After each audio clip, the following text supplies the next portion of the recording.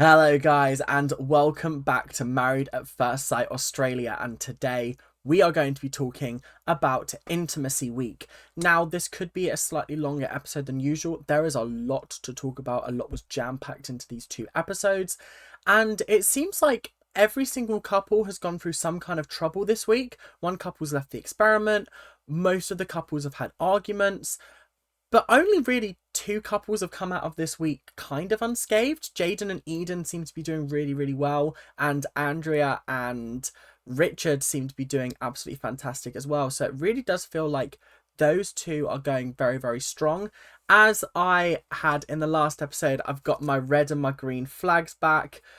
Yeah, we've got a lot to talk about. So before we get into this episode, if you're liking what you're seeing and you're enjoying, make sure to like, comment and subscribe. That is a green flag. If you're watching and you're not subscribed, big red flag. So just make sure you are subscribing. We're on our way to 900. We're getting there slowly but surely, but I'm sure we will get there hopefully halfway through May. But yeah, thank you guys very, very much for watching. Let's get in to the video now. So I'm going to start by talking about Lucinda and Timothy, and I think this couple has got a lot of work to go through. The more time that goes on, the more I feel like Timothy is kidding himself or trying to trick himself into liking Lucinda. I think he really values her company, and I think he really enjoys her as a person, but I don't think that they are relationship material. They had a conversation about the whole thing that happened at the commitment ceremony where Richard was basically like, oh, you said you'd sleep with your wife on the first night if you liked her. And I gotta say, Lucinda, big green flag from her. She handled this conversation very, very well. He was getting a little bit flustered, a little bit angry, and ended up storming out halfway through. I just thought, wow, because if I'd have heard that my husband had said, or my wife had said, look, I just want to take it slow with you, and I was like, that's cool. And then I hear that apparently when he first came into the experiment, he was like, yeah, I'll sleep with her if she's attractive straight away. I think I would be very concerned and upset, and I don't think I would be as rational as Lucinda was. She actually handled it very, very well. Later on, they did a activity where they had to like look into each other's eyes, and it was like, oh, I'm beginning to see a little bit of a spark. And then then he was just uncomfortable. And why was he uncomfortable? Because Lucinda had taken her top off in bed last night. And that made him uncomfortable. And I was like, okay, I can understand that maybe he would want to, I don't know, her to keep her clothes on just to respect those boundaries. But apparently, he's just sleeping in his boxers. So it's a red flag from me. I'm sorry. And then she clapped back with like the best thing ever. He was like, I don't feel comfortable. And she was like, oh, that's fine. Like, I will happily put clothes on. But you've got to do that as well. Because I'm sorry, I can't have you making rules for me and me not making the same rules back. And then as she walked out, she went, because you've got boobs too. Lucinda, you are now my favourite person on this show. You've proven yourself to be a strong woman, have complete and utter control over your emotions, and still own this like person so well. I just think he's struggling to make that connection because he won't let himself make that connection. Because later when Alessandra comes in, she goes, look, let's try the melted hug. I was like, what the fuck is the melted hug? It's basically where you just hug each other and you just fall into each other's arms. It's quite cute, actually. But they did that. But obviously Tim was like, I'm not much of a hugger. Like, I don't like it. And this is the thing, is because I can't hate him too much because he is a deeply traumatized man. His dad was not a very nice person by all accounts. He, like, when he was younger, he'd go to hug his dad. His dad would, like, have a go at him and be like, what are you doing that for? So, like, I can understand that there's sort of, like, an emotional barrier there that he's not able to get past. And it's probably something that has sort of plagued him his entire life. So I can understand definitely why he's hesitant to really jump in with Lucinda. But I'll give him a small green flag for actually agreeing to do the melted hug. He realized that letting his walls down actually isn't as bad as he thought it was going to be. And even in the next episode, like, there wasn't really a lot of sort of like discussion between them or arguments. They seem to be on the right path now. They had a little bit of a course correction this week, but I have faith that they're going to pull it back and they're going to be okay. I can't believe that we're even still talking about, like, Natalie and Collins. I think they should have left at the dinner party. I don't think Natalie's heart's in it. She doesn't want to be here. And I don't think that's anything to do with, like, her. I think it's to do with the dickhead she's married to. Because I'm sorry. I'm really sorry. I've tried to like Collins. I really, really have. But she brings up some amazing points. She brings up some brilliant points. She's like, name me a time when I've made you happy. And he bullshits her by going, every time I see you, I'm happy. Is this the same Collins that struggled to answer questions and was begging the experts to tell him what to do in his relationship because he had no clue? Okay, sure. And then she said something along the lines of like, oh, every time we talk, you give an Oscar-winning performance and I can't hear you talk without just hearing orchestra behind you. And I thought, wow, that is bars. Damn, you're such a smooth talker that all I'm hearing is orchestra behind you. Might as well be in a movie. Might as well be scripted. Damn, that's crazy.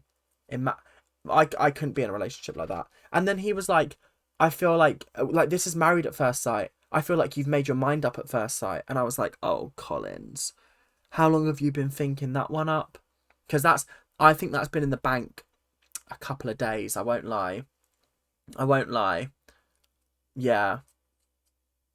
Yeah, that's not great.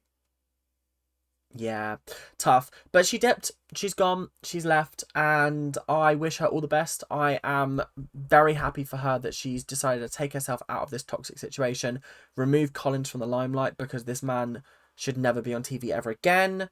Just, oh, God, yeah, what an uncomfortable situation to be in with him. So next up, we have Lauren and Jonathan, and I'm going to give Lauren a red flag, Jonathan a green flag. Jonathan is a bit of a people pleaser, but he's also just trying to not cause arguments. And I feel like a lot of people are like that. I'm like that. I would rather not cause an argument. I'll happily sit and watch arguments, happily, but I don't want to be in them because it takes me to a place that I am not comfortable with, and it can cause me to get angry, it can cause me to be upset. It just isn't a great place. So I can understand when he just agrees or he just goes along with whatever Lauren wants because it's the path of least resistance, and he just wants to form a good connection with her and not spend his time with her fighting. I do understand it.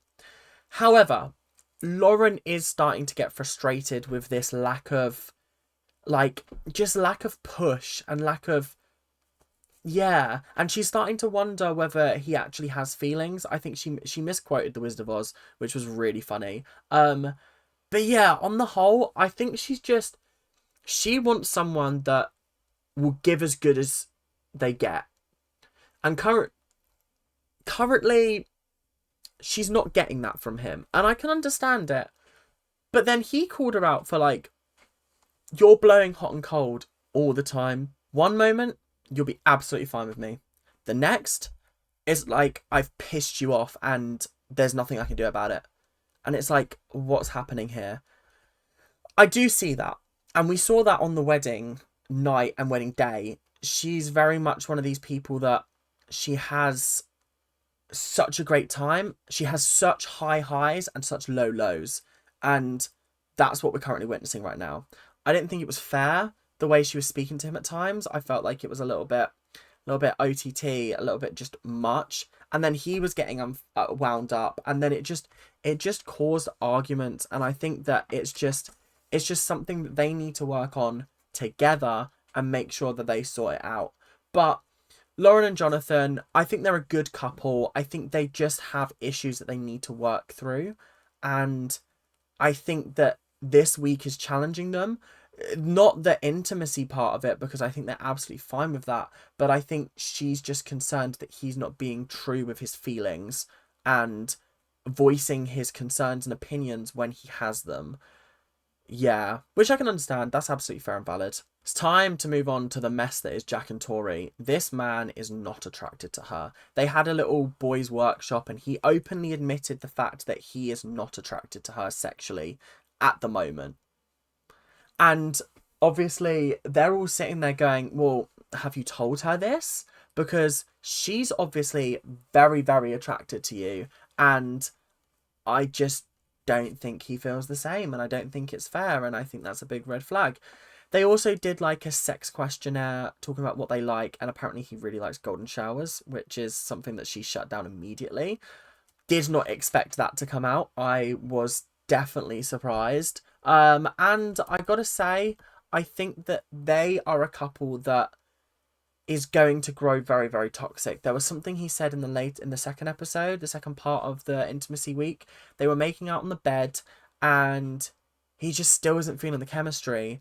And then she's getting frustrated because she's like, well, I want to shag. Like, what's going on here? And he's basically like, this is where I like her. I've got all the power. The ball's in my court. Like, I can do what I want. I don't like that energy. Big red flag. I really don't like that. I think it's not sitting comfortably with me. And it's just making me feel deeply uncomfortable with him. Does anybody else feel like that? I feel like that's a fair comment to say. I don't know. He's just bad vibes all around. I feel like they've cast him on purpose because they knew he was going to be bad vibes and they needed like a villain. But like, yeah, not a great look for him, I gotta be honest. So our next couple that we're going to be talking about is Ben and Ellie. And Ben and Ellie is a really tricky relationship to really unpack, because I think that Ben is being made out to be particularly villainous, but what we're seeing of him is not villainous at all. Like, apparently, and I find it very interesting that this happened when the cameras weren't there, because either this is the real Ben coming out, or details of this event are greatly exaggerated.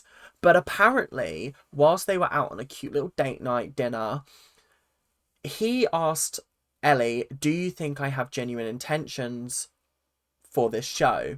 Because obviously there was the big furore at their wedding with the cousin being like, I don't think you've got good intentions. You're just here to promote your podcast.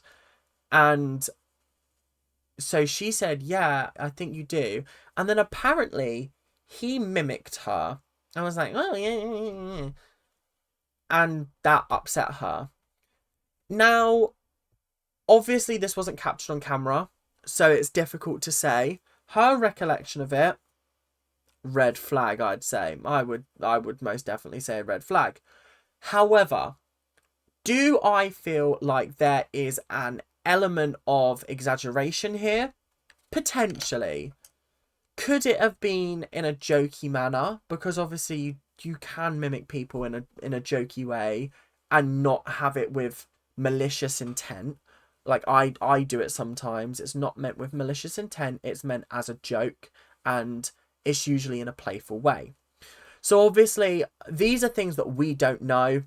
So Ben's gone to the meeting and he's pretending like everything's fine, because I think in his head everything is fine. I don't think he understands that something is wrong. Although apparently they did spend the night apart, which I don't know. And then Jonathan was also questioning his motives for being here. It's just a bit of a head fuck.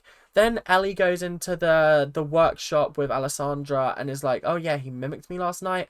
And all of the girls started piling on and being like, oh yeah, like we actually don't think he's this, we don't think he's that. He said this, he said that. That's not okay. And I was like, the girls are all bringing up very, very valid points.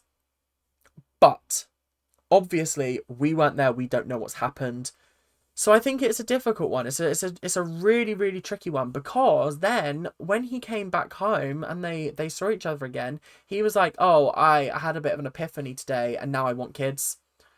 And I was like, you're not fighting the allegations. You're actually fueling the allegations, because you're now making me feel like you're playing a game. And that's not fair on Ellie. Because how have you suddenly just changed your mind about wanting kids? That doesn't happen in less than 24 hours. Like, I mean, obviously it was not that you didn't want kids, but now you're like, I really want kids. It just felt planned. A little bit scripted, not on the show's part, but on like his part, like he almost planned to do this. I don't know. It does feel a little bit odd, a little bit weird, a little bit uncomfortable, but I'll let you guys decide whether that's actually anything or not. Cass and Tristan. Cass and Tristan are a difficult one, because she is starting to admit, she admitted at the workshop that she's losing the spark for him, because some days he'll be so present and connected, and then other days he'll be so reserved and just not give her anything. And I think it's understandable. I think Cass is just trying to build a connection with someone that I don't think is ready to make a connection, or is willing to make a connection because he's worried about being rejected. He's got a big rejection fear, and I think that's what's preventing him from actually engaging with this experiment in full. Then Alessandra comes round and goes, are you attracted to her, Tristan? Yes. Are you attracted to him right now, Cass? And she went, no. And I think that kind of crushed him a little bit. But they did I can't remember if they did the hug or they did the staring thing, but like it just felt good. And I think she's starting to get that spark back. She just needed someone to step in and basically clip him around the head and go, sort yourself out. Because then they went on like a painting date, and it was really cute. I do think that they've got a lot of potential to be a great couple. He just needs to be more open and willing to jump headfirst in. She's not going to reject you. She genuinely does like you. She wouldn't be acting this way with you if she didn't like you. So please, for the love of God, sort yourself out, Tristan. I know it's easier said than done. And big love to you, mate. But please, please, please, please. So, the last couple we're going to be talking about is Sarah and Tim, or Sarah and Tim. I don't even know how to say her name, because some people call her Sarah, some people call her Sarah. Anyway, this is a bit of a red flag from Sarah. I'm going to wave it. So, we saw early on in the first part of Intimacy Week that her, Eden, Tori and Lauren had a little girls' night. It was really cute. They were bitching about Collins, which I'm all here for, because Collins is a twat. But later on down the line, Tim had arranged a date, I think during the day, and apparently now this is the third time that Sarah's cancelled on him because she's hungover. And it's getting to the point where it's a little bit too flaky. And it's almost like he's trying desperately to, like, prove something to her, but she's not willing to prove anything to him. And like he said, it's a two-way street. I've got to work to get you, you've got to work to get me, and currently it's a one-sided battle. I do agree with him there. The issue also lies with the fact that she is defensive and isn't willing to take criticism. Because he sat her down and he's like, I'm upset with the fact that you've cancelled on me now 3 times. And she's like, oh, so I'm not allowed to go out with the girls now. And he's like, that's not what I'm saying. I'm saying go out with the girls, but you've agreed to go out with me the next day. So don't cancel on me. Don't let your other plans impact our plans, because that's not okay. I'm not saying you can't do anything. I'm just saying don't let it affect it, because now it's 3 times that you've cancelled on me. So I'm completely on Tim's side. Big red flag for Sarah. She's a walking red flag at the moment, and I just think she's so sort of caught up in the, oh, he needs to win me over, when actually she needs to be winning him over as well, because it's a two-way street. That's what a relationship is. You can't be taking the piss like that. Yeah, and then she was also like, I'm sorry, but...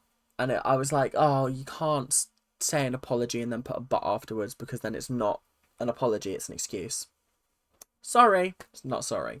So that is all we've got time for today. That was Intimacy Week. There was lots of like genital cupping and hugging and loads of crazy stuff. I don't actually think we saw anyone have sex this week in Intimacy Week, which obviously Intimacy Week isn't about sex, as Alessandra said, but like, it's about sex, isn't it?